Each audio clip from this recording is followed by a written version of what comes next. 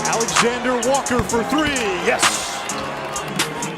So talk about, let's touch on how your recruitment process went from your first offer after your sophomore year to after your junior year and your first year at Hamilton Heights, and the camps and everything that you attended, and how your name started to kind of build up momentum. So after my sophomore year, playing on the national schedule, playing against other good players, schools that went to see those good players also seeing me, and I went to play in the Under Armour circuit and got invited to the All-American camp that Under Armour holds. And that's when my recruitment just skyrocketed. I ended up doing good. Got an offer from USC, got an offer from Baylor, I got the offer from Providence, UNLV, Illinois, 3 other schools. So I got 8 offers in 2 days. I went to Adidas Nations towards the end, which is in August, but it was a dead period, so coaches weren't really allowed to go. So that was more for global recognition. NBA scouts were there, and that's when I headed into my junior year. Why Hamilton Heights? My cousin Shay was thinking about going to the States also. He stayed a year back. He told me about Hamilton Heights and their opportunity. They had a big by the name of Abdul Hakim Adu. He was heavily recruited, top 30 in the country. So there it was we're playing a national schedule again. We get to showcase our talents with another great big, and the exposure was just going to be there. And that's what we went for, trying to get as much exposure as possible. So my mom, now after I did a whole year, she felt comfortable with me going with family, living with another family. She didn't think it would be as bad. And she actually pushed me to go to Hamilton Heights. So how was the team there your first year? Our first year we went 27-3. We won National Christian Athletics, national championship. I think it's called NACA. We just missed the invitation for Dix. That year we lost to Oak Hill twice. We beat a few good teams, a few top 25 teams, but didn't have enough in our resume to get us there. We went to the City of Palms tournament. We played Thonmaker and Athletes Institute. When we beat them there, we ended up winning the City of Palms prep side. We played against Udoka and Mo Bamba and Cam Reddish now, guys at Duke, and Mo Bamba being in the NBA. After my junior year, we went to a few tournaments with Canada Elite in the circuit. I'm not sure where our destinations were, but we played against Indy Hoosiers as our first game, and that was the most packed game. Every Power 5 conference had their head coach and assistant coach there, so I think that's what kind of also helped me in my recruiting. Plus, that got me on the ESPN Top 100 also, and we ended up winning that game, but we ended up doing bad the rest of the circuit. And in LA, now I got my groove, and we went 3-1 in LA. And then I remember after LA going to class for first period class, and I remember getting this email, and I opened the email, and it's from Under Armour, and there's a link. So I click on the link, and it was a YouTube video of Steph inviting me to his camp. What's going on, Nickeil? I'm excited to have you out to the 3rd annual SC30 Select Camp. I heard you've been putting in work on the UAA circuit, and I want to see what the 6 is Best has to offer. So I'm excited to have you out to the Bay, and we'll make our game even better than it is. So looking forward to it. And it was 8 in the morning, I'm tired, but that woke me up. Completely happy. So now going into the summer, before Atlanta and all that stuff, I tried out for the junior men's national team. Made that team. I was actually at Team Canada training camp. I woke up to my mom calling me. She's like, "Did you see it?" I was like, "No." What are you talking about? She's like, "Oh, they put you at 34 on ESPN."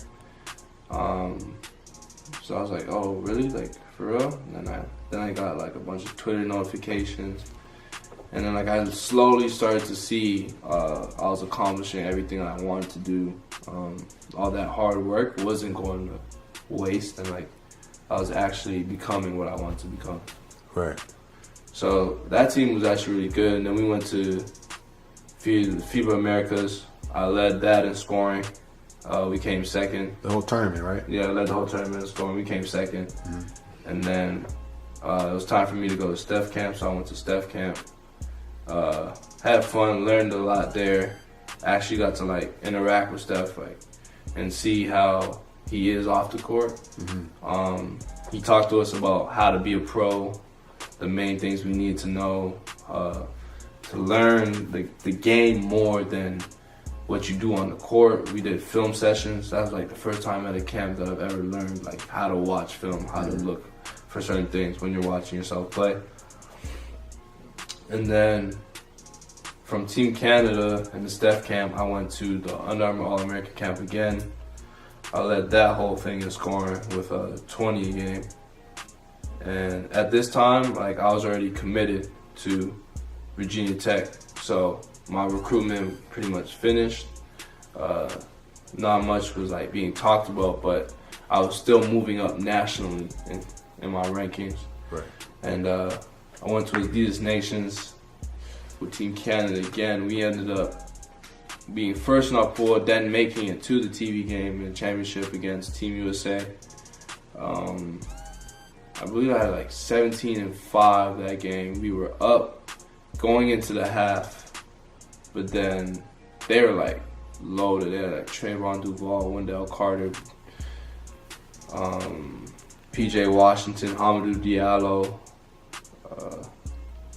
Jalen Hans, Nickeil Alexander-Walker at Providence. So they were stacked. Yeah. At the end of your recruitment process, obviously you chose Virginia Tech. But why? Why Virginia Tech? I went on 3 visits: Maryland, Southern California, and Virginia Tech. My first visit was Southern Cal. Loved the campus, the people there. And the only thing about Southern Cal was that like it's in Hollywood, it's in the city, and I know myself, and knowing that I need to be somewhere where I can focus and just stick to the basketball sort of thing and the school aspect, and just separating myself from the rest of the world and not being in the limelight. Maryland, on my visit, really liked the school, really liked the fit. They did have a lot of guards, so it didn't seem like I would be able to come in right away and impact. When I went to Virginia Tech, the whole atmosphere, like it just felt comfortable. When I sat down in Buzz's office, he talked to me and he said, "Do you want to buy a house? Or do you want to build a house?" And I said, "I'd rather build my own house." And he told me, "Well, that's what we're doing here at Virginia Tech." That just showed me like I get a chance to be a part of something special. Like I'm not going to Maryland, which had 60 NBA draft picks, to be just another name to add to their list. Like I get to go to a school and make history and be known for that, and that will hold on my legacy as time goes on. So that right there just sold me on Virginia Tech. So now we're into your senior season. So what highlights your senior season for you, looking back? Like we got invited to every big time tournament. We got invited to Marshall County on the Chick-fil-A tournament, playing Zion there. And him being from South Carolina and it being in South Carolina and like seeing the whole gym just go crazy for him, like it just brought me back to that year where I played Jason Tatum. And then some guy was talking to me in the crowd saying I sucked because I fouled Zion before he can get a fast break dunk. So everyone was like booing me. They were like, Jesus, mad that I did that. So I think like I had to like back myself up with my game. I had like 8 points at the time. And then from when that guy started talking to me, I finished with like 23. I remember just like pointing to him after every bucket, talking back to him during the game. But I think like that's what brought my dog out, like that hunger for me, like just not letting people yell at me, just give me shit for no reason. So that people punk you pretty much. Yeah, just holding my own, knowing that like I came for this specific reason. I came so I can prove that I'm one of the best. So, and if that's what comes with it, then I just gotta hold it. By the end, when it was all said and done, they came out with like a final ranking, and they put me at 21. So I kept moving up, and they had me ahead of like a lot of good guys like Trey Young, even Nickeil Walker, and guys that I always like played against and wanted to go at. I remember seeing the top 25 and like kind of just knowing that I did what I said I was gonna do. Like I came here, I said I'm gonna be better than these guys, and then I proved it to a certain extent, and ended up becoming a 5-star. I ended up becoming a top 25 recruit. Let's talk about your freshman year at Virginia Tech. Going into your freshman year, you were projected NBA lottery or just outside the lottery? What was it? Just outside, like around 20s, 19s. 20. So your freshman year happens. What did you learn from your freshman year that you'll take with you going into your sophomore year? Stay aggressive. Don't float. It's something what my coaches at Hamilton Heights used to say to me. It was like, don't float, just always leave your mark on the game. Sometimes I would be very aggressive, very assertive, and then sometimes I'd just be out there. And they're telling me like when I'm floating, like I bring no value, but they told me like don't float, stay aggressive, always try and leave an impact defensively, offensively, hustle plays, rebounding, anything I can do to just be an impact, be of value. So you've been at prep school, you're in college now, you've experienced a lot. So you kind of touched on this already, but kind of go into it a bit more about what you sacrificed from going to school stateside and what it means to you to come home when you get to come home. The time I'll never get back with my family.